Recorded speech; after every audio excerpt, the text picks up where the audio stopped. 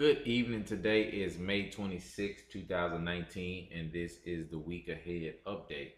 So, jumping right into it, we have a very interesting opportunity here on British Pound Japanese Yen. I like this setup a lot.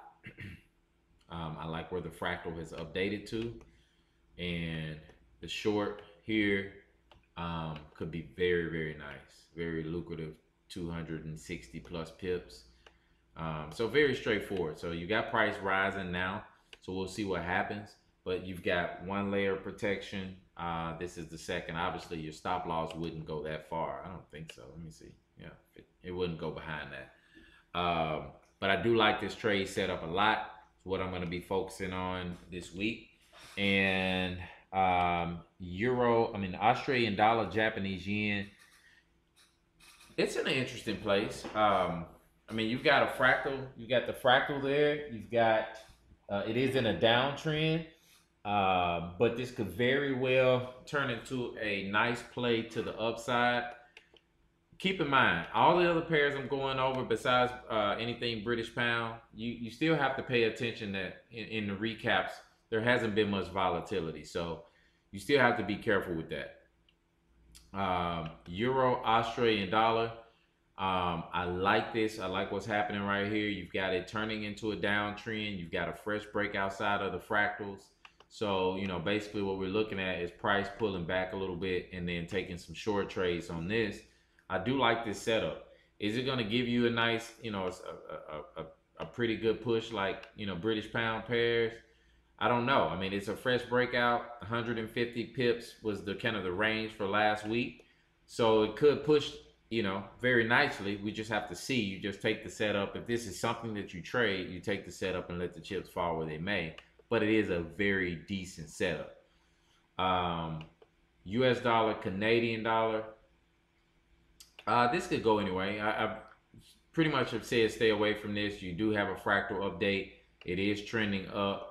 Not a lot of room to the upside. Definitely more room to the downside if you're going to try to trade this. Meaning this turned into a downtrend. There's probably 120 or so pips to the fractal line by the time it starts trending. So it's only 100 pips. So yeah, 100, right at 120. But once it starts trending, it'll probably be less than that. But so I wouldn't. If I'm picking pairs, if you like to trade this, do what you do. But if I'm picking pairs, that's probably not one that I'm going to focus on. British pound, Swiss franc. I like what's happening here. You have a confluence of areas where the price may hit and turn around. So not too far, and this thing could push another 200 pips or so. Pay yourself for doing the work.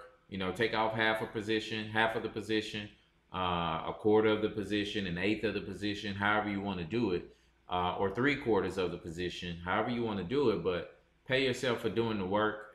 Should this turn into an opportunity and work out, once you get to break even, and let the rest ride to say 160, 240 in that range. For you all who do 3/4, or a third, I'm sorry. For you all who close your positions at a third, you close out for third at, once you get to break even, you close another third at maybe 160, and you let the rest of the position ride to 240. That's one way you can do that. US dollar, Japanese yen. I like what's happening here very much. Price comes back. Very fresh trend too. It's only been in a downtrend really 1-2 days. So I would really, I like this setup. Let me say that. I wouldn't go for more than 160 on this if you trade it, but I like the setup. Euro, US dollar. This could be interesting. So you see price stalling out right here at the fractal with the fractal update. What may end up happening on this pair is the price may pull back to the 128 and then take off through there. So you got to be careful with that. Remember, this pair has not had a lot of volatility as well. So you got to really be careful with that. And there's just so much. There are better setups to trade than to try to trade that. British pound US dollar could be interesting. So two things could happen here. This could potentially turn into an uptrend. I like what's happening here around this area. This could potentially turn into an uptrend and be very strong, or price could close back below the 34, kind of like this. It probably look like this if that happens, and it continue to push down. And that's, either way this happens, there's a lot of pips to be made from it. It's not my favorite pair. One of my least favorites in terms of kind of how it moves. You know, and let me be very clear on that. You'll get a move like this, very straightforward on British pound US dollar, and the week before, and then it'll go sideways for 3 or 4 weeks. So as always, the job is to manage risk and let the chips fall where they may. But this is one of those. I don't know what's going to happen. These are the two potential scenarios. But once again, it can just kind of get funky and go sideways. We'll just have to see what happens. And as I say, let the chips fall where they fall. Euro Japanese yen. I like what's happening on this pair. Right, almost close to trade time. And nice 160 from the entry. So it should be about 160 from the entry. A couple, maybe a little bit less, but I do like the setup. Very straightforward setup. Lastly, British pound, Australian dollar. Yeah, I like what's going on this. Obviously, price has to pull back quite a bit, probably 70 pips or so, and then it would be a short. Let me measure that to be exact.